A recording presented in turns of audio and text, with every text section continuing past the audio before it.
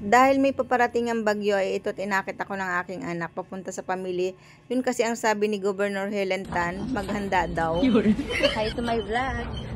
At syempre para makatipid naman kami sa pamasahe ay nag-shortcut na naman kami dito sa tulay ng Ibabang Iyam. Kasama ko nga pala dito ang aking dalawang tagapagmana, ang panganay at bunso. Wow! Ay nalaglag ang cellphone.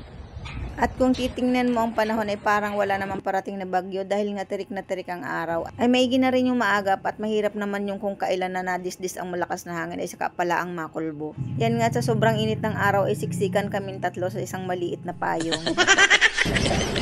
Tita M. Tita M. At pagdating nga namin dito sa Save More ay dalawang basket agad ang kinuha namin at ito't aking sudlong-sudlong. What? Ay kanina ko pa yan tulak-tulak ay hindi ko maisipan kung anong aking ilalaman at nakakapagpasalawan pag ganitong marami mapapagpilian. No. Ay di yun, noodles at dilata laan naman pala nga pagkaayarian. At saka ay di sinamahan ko na rin ang sabon at shampoo. Yun.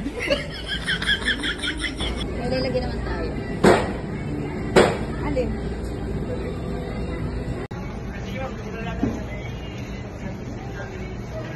Yan, namimili po si Mamita.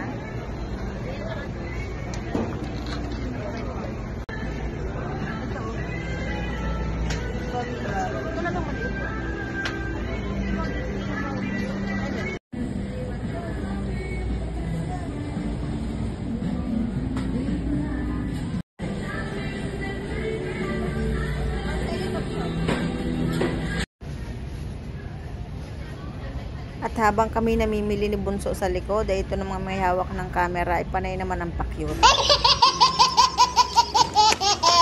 At pagkatapos ay di ipinila na namin ito sa counter. At kahit ganyan lang yung kadami, humigit kumulang na din yan. At pagkatapos nga niyan ay umuwi na kami. Ayan, yung dalawa kong kasama ay nasa loob ng tricycle at ako naman yung driver.